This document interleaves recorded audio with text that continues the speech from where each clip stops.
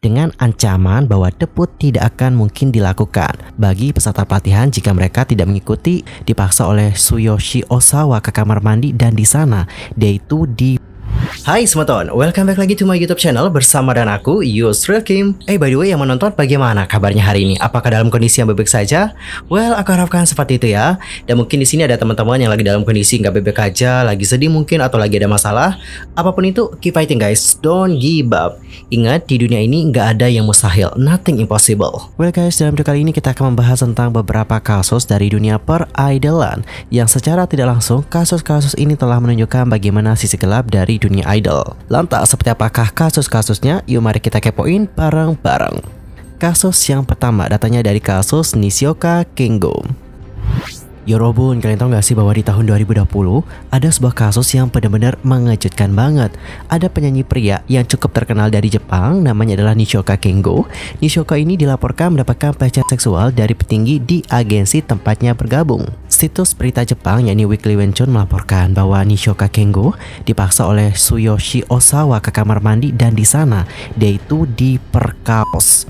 Pelakuan tidak senonoh itu terjadi saat Kengo hadir dalam pertemuan yang diadakan oleh agensinya, yakni Watanabe Entertainment. Pertemuan itu diadakan untuk membahas karirnya, dikarenakan Kengo menyatakan keinginannya untuk berhenti. Nah, Osawa ini turut hadir dalam pertemuan tersebut. Dilansir dari Koreabu pada hari Senin tanggal 29 Juni 2020, di pertemuan itu Osawa dikabarkan melakukan pelecehan seksual kepada Kengo. Ia membelai paha Kengo, kemudian meletakkan tangannya ke celana, lalu menyentuh kemaluan penyanyi yang pernah tergabung dalam boy group Magic Friends itu. Gak sampai di situ aja teman-teman, Osawa ini juga menyeret tangan Kengo untuk masuk ke kamar mandi. Nah, di sana Kengo dijatuhkan ke lantai dan dipaksa melakukan oral. Osawa juga mengatakan melakukan serangan seksual lain, namun tidak dijelaskan secara rinci. Belakangan terungkap bahwa Kengo sebenarnya sudah ingin keluar dari industri hiburan sejak lama, namun dirinya tidak berani mengambil keputusan tersebut dan melangkah maju. Sementara itu, menurut salah satu sumber nih, Osawa telah menggunakan jabatannya untuk menjadikan Kengo sebagai kekasih, dan hal itu ia lakukan sejak tahun 2018 yang lalu. Hal inilah yang memunculkan dugaan jika Kengo ingin keluar dari industri hiburan karena pelakuan yang diterimanya dari Osawa. Dan sekedar untuk informasi, Kengo itu memulai debut pada usia yang muda, yakni 19 tahun. Namanya dengan cepat naik dan meraih ketenaran karena bagaimana kecantikannya yang feminim, kecerdasan, dia juga lucu dan banyak bakat. Dia sering dikira sebagai seorang wanita karena tubuhnya yang mungil banget, wajahnya juga kecil dan visualnya juga benar-benar cantik banget. Dia juga diketahui telah graduate dari One by One bersama dengan semua member lainnya pada tanggal 31 Desember 2021. Lanjut kita masuk ke kasus yang kedua, yaitu tentang idol yang minta maaf saat menikah. Wait, kok minta maaf sih saat menikah? Emang salah ya menikah? Jadi teman-teman ceritanya kayak gini. Pada tanggal 6 Juli yang lalu, Dongwon yang merupakan member dari Highlight atau dulunya itu dikenal dengan nama Beast melakukan yang namanya sesi live YouTube. Nah, di sana dia itu mengobrol bersama dengan penggemarnya dan juga menghibur penggemar yang mungkin marah atas berita pernikahannya. Anggota Highlight tersebut menyatakan, "Maaf ya terlambat untuk menyapa, aku sangat gugup. Aku tidak sabar untuk bertemu dan berbicara denganmu. Tetapi aku memiliki banyak kekhawatiran, tergantung pada nuansa kata-kata yang aku ucapkan. Menulis, pikiran dan cerita saya bisa mengalir berbeda. Jadi saya pikir akan lebih baik untuk melakukan secara langsung, bahkan jika saya mengoceh. Saya benar-benar minta maaf sudah terlambat.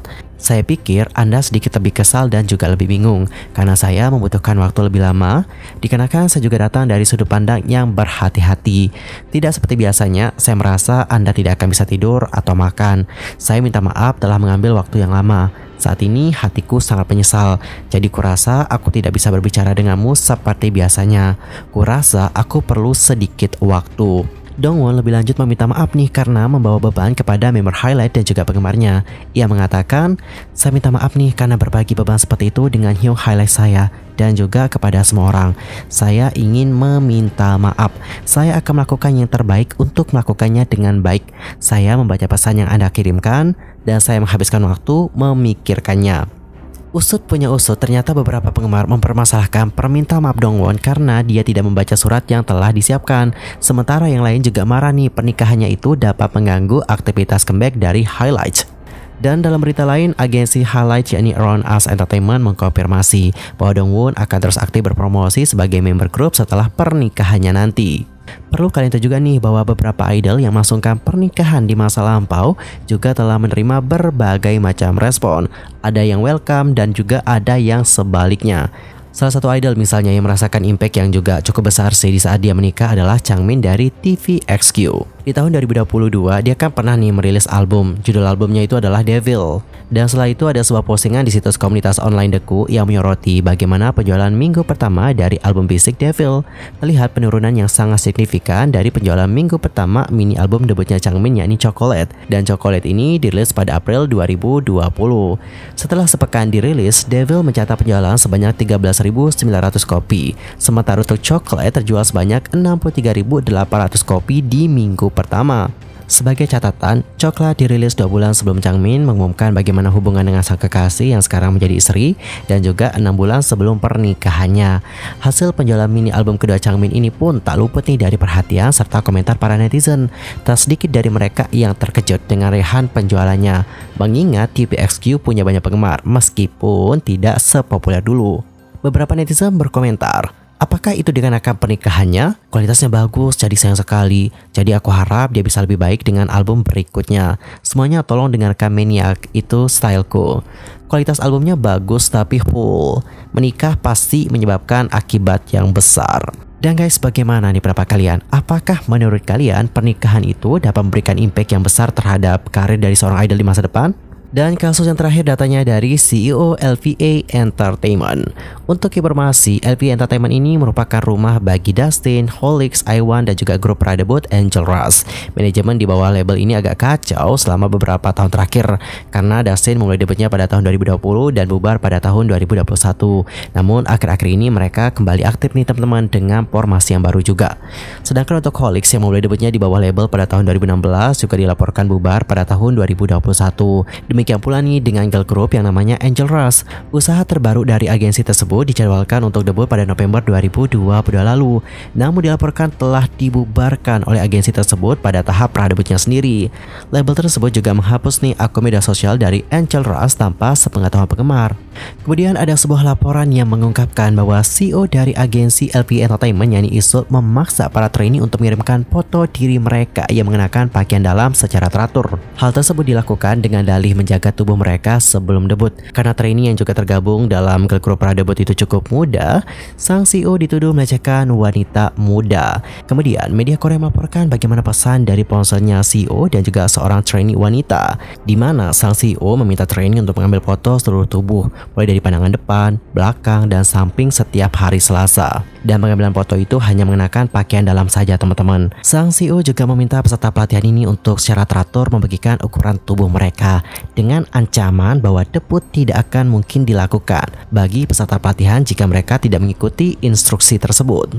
Laporan juga membagikan bagaimana kesaksian dari mantan peserta pelatihan Taiwan dari Angel Rush yang diduga bernama Ulin. Nah, Ulin ini membuka tentang proses pengambilan gambar tubuh yang memalukan tersebut, dan bahkan dia juga menyebutkannya sebagai mimpi yang buruk. Dia kemudian berkata, "Saya selalu cemas dan takut foto yang saya kirim ke CEO akan bocor." Laporan tersebut juga mengklaim bahwa Isul menyatakan alasan dibalik CEO meminta foto tersebut adalah untuk mempercepat proses debut para member tanpa adanya penundaan. Isul mengatakan, untuk melakukan debut dengan memaksimalkan efisiensi dalam waktu singkat, penting untuk melacak manajemen diri, manajemen berat badan, manajemen ukuran tubuh, dan lain-lain. Dan pada akhirnya polisi telah menerima pengaduan dan memulai penyelidikan besar-besaran terhadap sang CEO. Dan teman-teman diketahui lebih lanjut bahwa untuk agensinya sudah berganti nama. Awalnya kan LPA Entertainment ya, tapi sekarang namanya itu adalah NA Entertainment. Jadi kayak udah diganti gitu. I don't know siapa alasannya. Mungkin dikarenakan permasalahan ini atau bagaimana, I don't know juga. And how about your opinion about this one? Nanti langsung aja sampaikan di kolom komentar. Well, sekian aja ya untuk hari ini, dan kita akan ketemu lagi di video berikutnya dengan informasi yang lebih hangat. Dan aku juga mohon maaf banget sebesar-besarnya jika aku ada kesalahan baik itu dalam ucapan, kah, sikap, tindakan, and everything. I'm so sorry banget. Sekali lagi terima kasih banyak ya teman-teman, dan juga selamat beraktivitas. Goodbye everyone.